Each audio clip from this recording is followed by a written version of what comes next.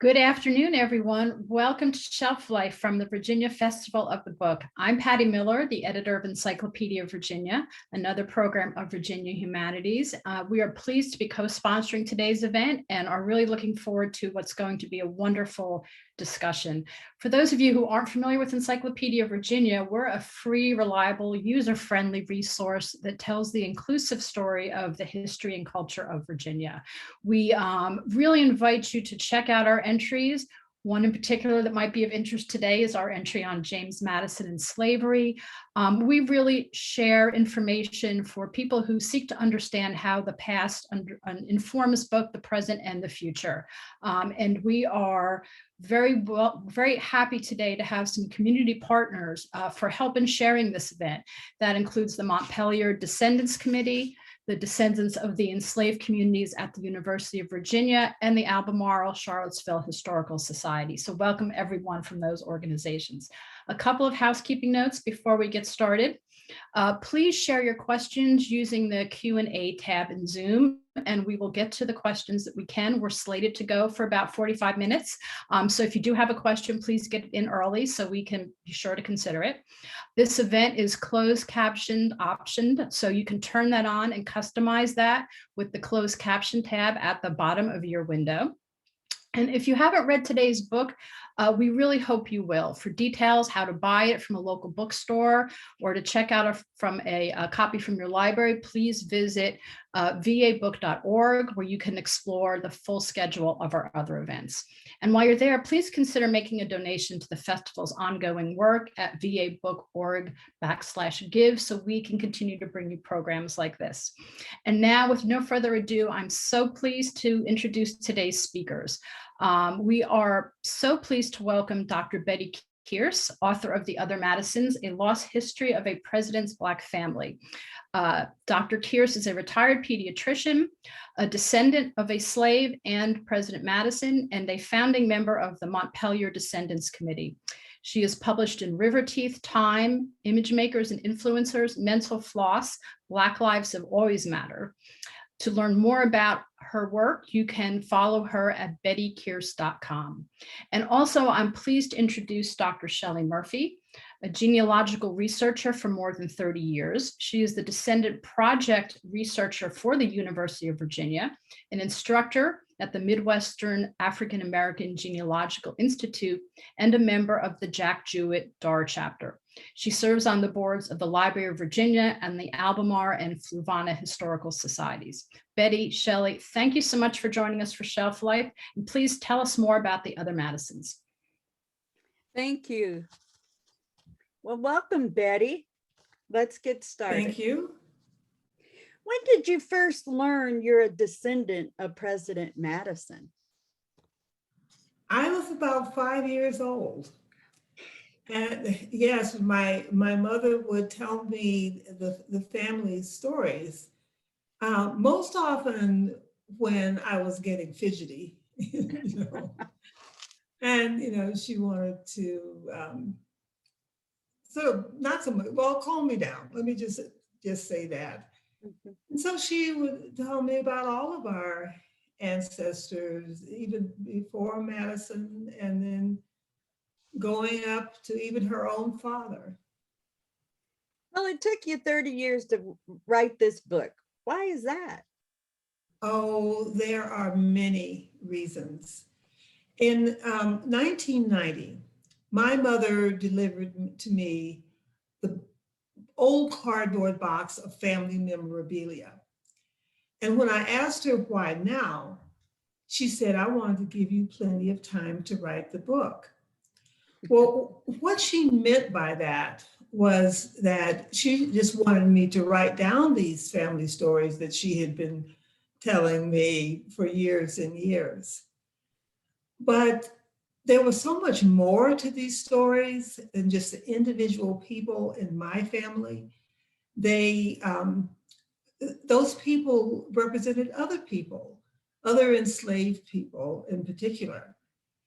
And so I wanted to do more with the book. So I wrote it as a work of fiction so that my ancestors could speak for other people's ancestors, but my fiction wasn't that good. And then I wanted to put myself into the narrative and sort of give my own take on the history. So then I made a memoir. So that was one reason. I just didn't really know the best way to handle this rich material that I had. Then another reason was that the research was very difficult. Mm. And it's true for most African Americans, you know, names are not mentioned, families are torn apart, and names are changed if they were ever written down at all. There were an amazing number of fires in courthouses, Yes. and both James and Dolly Madison had requested that their personal papers be destroyed upon their death. So, you know, that lost. That's interesting. That, yeah, and so, you know, the research was just really very difficult, lots of dead ends. And then I decided to travel, to go places where my ancestors had been. And so that just took time. And an important reason why it took so long is that I had to grow as a person. Yeah. So those are, I mean, there's actually other reasons, but yeah, it did take me 30 years. I have to throw in, for anybody who's interested in writing, that it's really difficult to find agents and publishers. So describe the evolution of this family credo. And I've read the book, and it's always remember, you're a Madison. You come from African slaves and a president. Yes, that is an important thread through 8 generations of my family. The credo actually began shortly after the War of 1812. And Dolly Madison had just sold she had just sold my great grandfather. And his name was Jim, and he was President Madison's son, the son of the enslaved cook whose name was Corinne, and President Madison. So as Jim was being taken away, Corinne, his mother, thought that if he could remember his name, and they might be able to find each other someday. So she said, always remember, you're a Madison. So it was a tool. Sure. And generations later, when my ancestors were freed through emancipation, they could use the name at that time as more than just a tool. Now it could become a source of inspiration. So my great grandfather, Emmanuel, great grandfather, Emmanuel, added a word. Always remember, you're a Madison. You come from a president. And then my grandfather was proud that his enslaved ancestors had overcome enslavement. My grandfather was born free, but he was proud that his father and great grandfather and on back.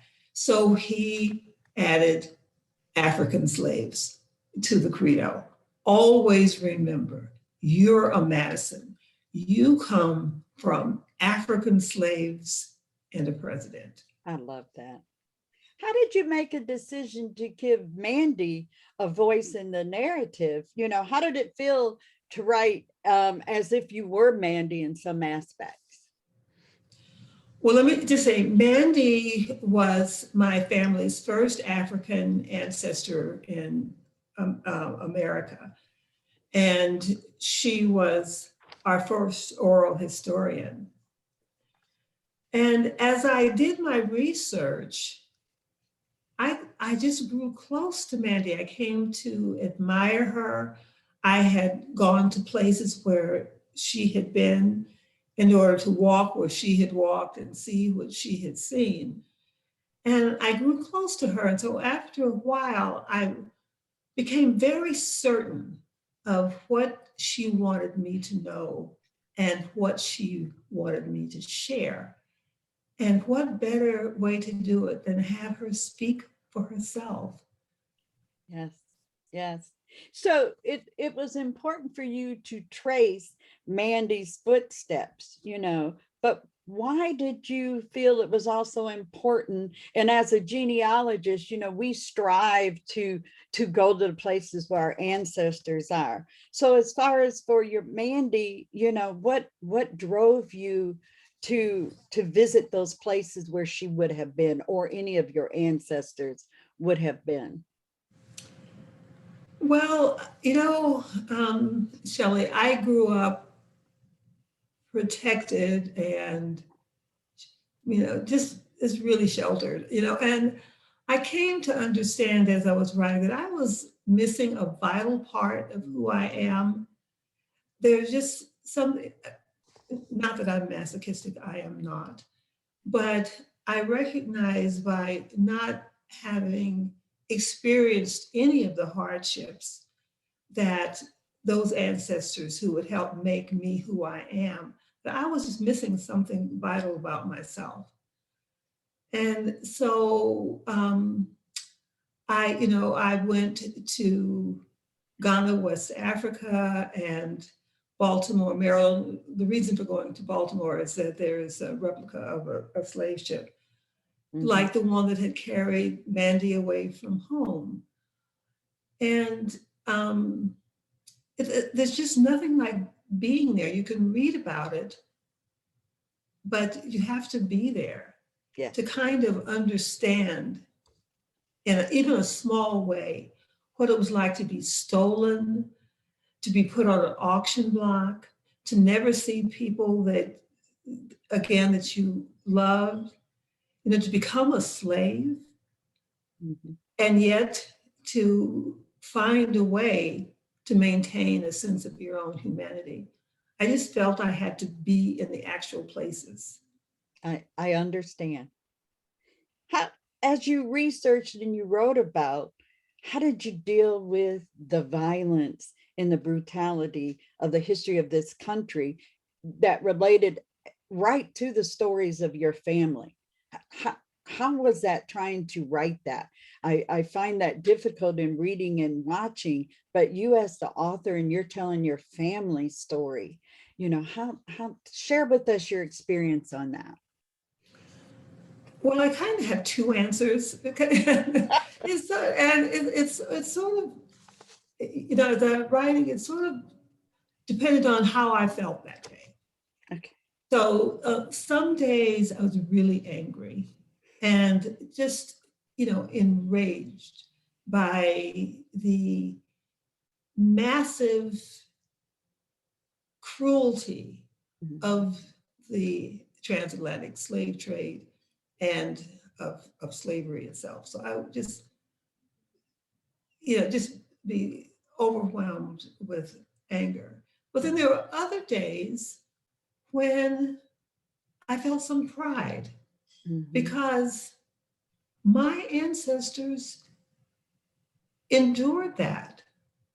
They had the inner strength and the sense of their own being to know that they could and should make it through. So just this great pride. But like I said, it depends on the day. And you recognize the surviving of the whole history of this, and we wouldn't be here if they wouldn't have endured and survived that, So I feel you on that. You're the I want to just quote Helen Marshall very quickly. She was a member of the New York City Council and involved in the African burial ground that was discovered. And she said, "Our magnificence is in our survival." Wonderful. That's beautiful. So you're the 8th griot in your family, 8th generation. Where does the torch go from here? Who takes it from you? Or is there someone, or have you met your mission as the griot as handed down from your mom? Well, there is hopefully no end to the stream of griots and griots. Mhm. So I mentioned that Mandy, our first African ancestor in America, was also our first griot. But every generation, someone is chosen to carry on the tradition of the oral history. And so I'm the eighth generation, and I have a daughter. Ah. And of course, I only have one child, so she will become the ninth generation griot. But my daughter has two children, so Okay. she will choose one of those two. Mhm. Well, she will choose one of those two to become the 10th generation griot or griot, and then that person is responsible for choosing the next one, and hopefully it'll just go on and on. Keep going. So you talk about a lot of this in the book about the oral history and it being important. What does it provide in your case that written history cannot? And so I'd like, the people that are watching to understand the value you saw in your writings about what came down through the generations. Well, very often oral history is all that African Americans have, because as I mentioned earlier, when I was doing my research, that there's very little written records that you can get your hands on. Right. But even beyond that, oral history provides a way of actually getting to know your ancestors and getting to understand why you are who you are. And it's a way of passing down not just information, but it passes down values and beliefs. Good. And Beautiful. you just get to know these people, whether or not they were grumpy or Yeah. had humor or Yeah. But you're developing some things that might relate to how you do things or things you saw your mother do that come Right. down. So you wanted to Right. share a little reading on the book for us? Yes, this is a short reading. It's just the first 3 paragraphs of chapter 3, and the chapter is called Family Stories. Though 4 inches taller than my mother, I felt small next to her. We sat on the sofa, the box between us. Mom leaned back into the pillows, her slender hands delicate, their joints and veins forming intricate angles and planes in her translucent skin. The woman at my side was much more than my mother. She was a woman of ancient times, passing on a legacy for future generations. As she spoke, I reached for her hand and held on to it. Always remember, you're a Madison. You come from African slaves and a president, she said. Her thin, high-pitched voice resonated through my living room, repeating the words I had heard so many times, each word lingering with a hint of a Texan drawl. Exactly 30 years ago, she said, when my daddy was very ill, he made me the griot. It tired him out, but over 3 days, he told me all the stories, the ones passed down to him and the ones about his own life. Then at the end of the 3rd day, he reminded me that our history goes well beyond America's boundaries. What we believe in and what is important to us come from the vastly different beliefs and values people hold in Europe and Africa.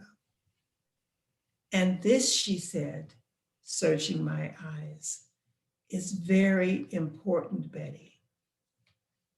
Each griot in our family has to understand that the other Madisons might struggle sometimes to know how to live our lives.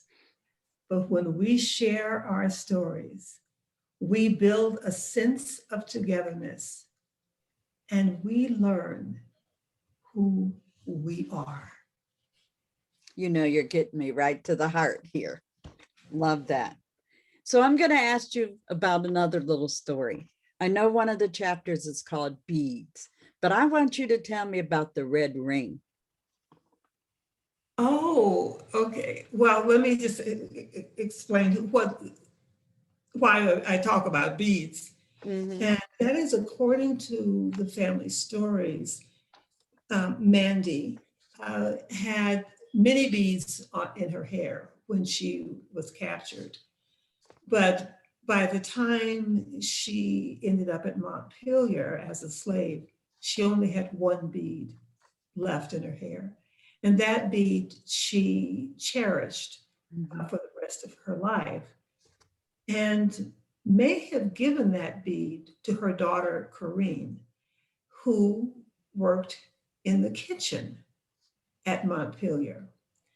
Now, in 2016, Matt Reeves, who was director of archaeologists, and some of the other archaeologists working there, were excavating the South Kitchen, which is a kitchen that's actually about 70 feet away from the mansion. They were excavating and they discovered a red ring, which was made of carnelian and came from Africa. So I now wonder if the bead was actually a ring. Awesome. Love it. Can you share your experience? Because I know when you visited Montpelier, you walked in Corinne's footsteps, and then you visited the slave cemetery. Can you share with us your experience about that? Those were two just phenomenal experiences. So Corinne was the enslaved cook who had the woman who had the relationship with James Madison. And on my first visit to Montpelier, which was in 1992, the chief archaeologist of that time was Lynn Lewis, and she took me to the rear of the mansion where they had just started excavating the kitchen. And she pointed out a groove in the ground that ran from the kitchen to the rear entry of the mansion. And she explained to me that that furrow had been formed by generations of enslaved cooks walking to and from the mansion to serve the Madisons and their many guests. So this was where Corinne had literally walked. So I walked in that groove and I was walking literally again in my ancestors' footsteps. And, you know, it was just to be able to do that, just actually unbelievable to know I was in the exact place where she had been. Then the other amazing experience that I had was about 5 or 6 years later, one of many visits I had to Montpelier, I went to the slave cemetery. And it's an area not far from the mansion, sort of down the hill, but it's a wooded area that has many, many trees in it. And it also has crude blocks of white quartz, which the enslaved people used as headstones and footstones. So when I entered this cemetery, this area, there was one tree out of these many trees that actually called me to it. I knew I was supposed to go to that tree. And at the base of that tree was a smooth rock. And I'm saying was, but it's still, and I hope it's still there. I'm sure it's still there. But this rock was kind of shiny and smooth and almost reminded me of human flesh. And I just knew, and I know today, that that is where Mandy is buried. I felt so drawn to her, especially when I reached down and touched, that rock. That's beautiful. And I feel that sense, that, the proud moment and that connection you have. So I'm sure there's a question that would come up. Have you had any connections with, and I'm going to say the white Madison or the Madison family on Jane's side? Has there been any interaction, questions, anything about the book? Share with us any comments you can on that. I actually haven't had any comments from them about the book, but I have met, I'm going to call them the recognized Madison.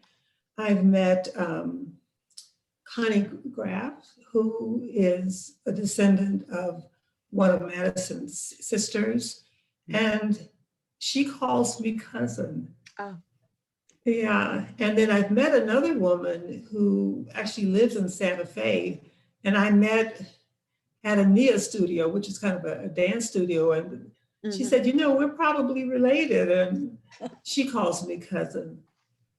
And I've met others who are not so welcoming, and that's to be expected.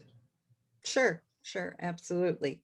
So is there anything that you can share from your story of Corinne and Mandy that would help us today with what we're dealing with in 2021, or say the last few years, such as the racism aspects, the Black Lives Matter, white supremacy, and something in that form, can we take away from this book that could either help us or guide us? Because I know, as in any family, the oral history that comes down in the stories, there's always a message within it.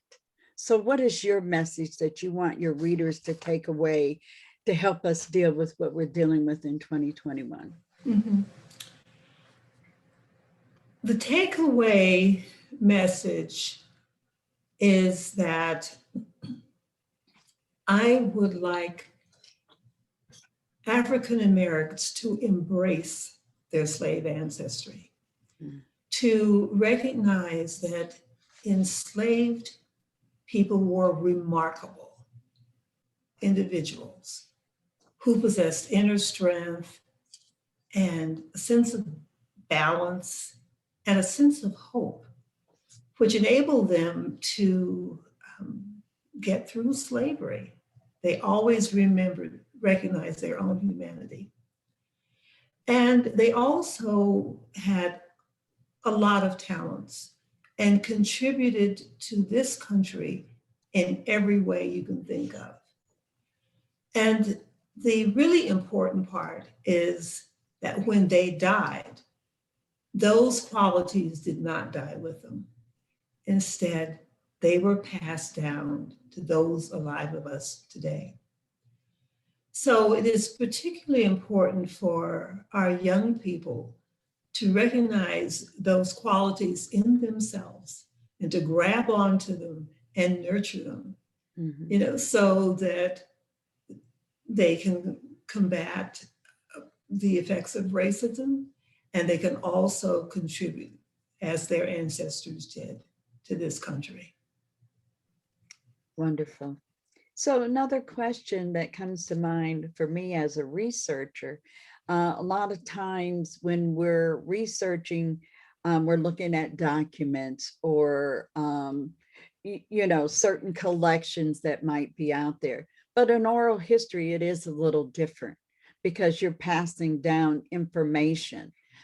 But there are also giant leads that lead you to a document, possibly. We typically have the census and things like that.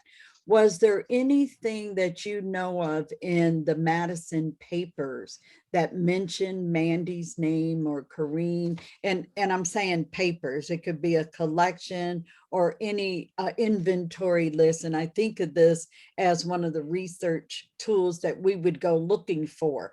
Is there any anything written down with Mandy's name on it or Corine's?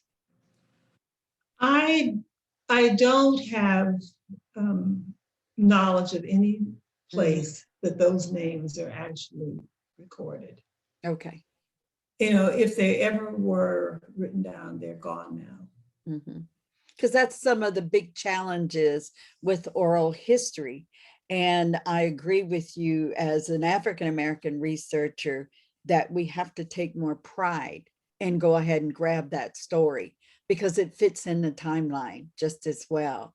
So for future generations, as in one of your grandchildren, is there an additional message that you will hand down to them as things came to you, and then you have the book and what gets passed to your daughter? Is there something that you're going to add to this experience for that your grandchild to take forward?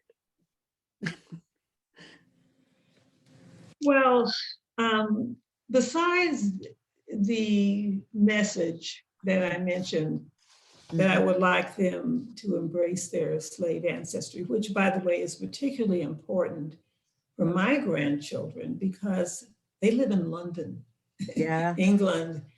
And so it's not part of what they learn. And so it's up to me and my daughter to talk about these individuals and all their strengths.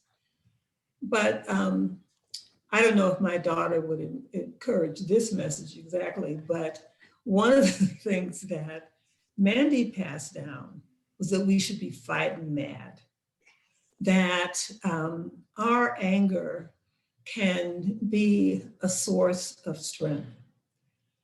You know, especially when we are able to use that anger to make change, to join forces with other people, other descendants of enslaved people, to continue to make, you know, that change. So we've seen here in this country, we saw the civil rights movement, well, and the women's rights movement, and more recently, the Black Lives Matter movement. I don't know if my daughter wants to encourage me, wants me to encourage my grandchildren to be kind of militant, but you know, it's important to sort of step out there and, you know, go to the line to make change. Were you able, this is a question from the audience, were you able to discover anything in your research to indicate how Mandy came to Montpelier? Well, there are really no records of her arrival. And when I've spoken to historians at Montpelier, they've told me that she was probably purchased in Fredericksburg, because that's where many of the enslaved people at Montpelier came from. But most of it is oral history. Which is where it comes from. That's the root of all of our history. And I believe the records get created sometimes from there. So just to close out, it's time for us to basically wrap things up. I don't see any other questions. And so I just want to thank you, Bettye. This has been very wonderful. And I want to thank everybody that's tuned in. Please consider, you know, buying Bettye's book. The Other Madisons, The Lost History of a President's Family. And you can find that at the local bookseller or through the chat box. There was a link put in there. You can also explore whatever events are coming up from the Virginia Festival of the Book at vabook.org. And we really appreciate your time today, Bettye. Thank you very much. Oh, it's been a pleasure and an honor. Thank you so I'm much proud for to be this part of this with conversation. you. Yeah, very proud. Thank you. Thank you. Yes. Well, the Virginia Festival of the Book and the Encyclopedia Virginia, I thank you as well. Thank you. Have a great day, everybody.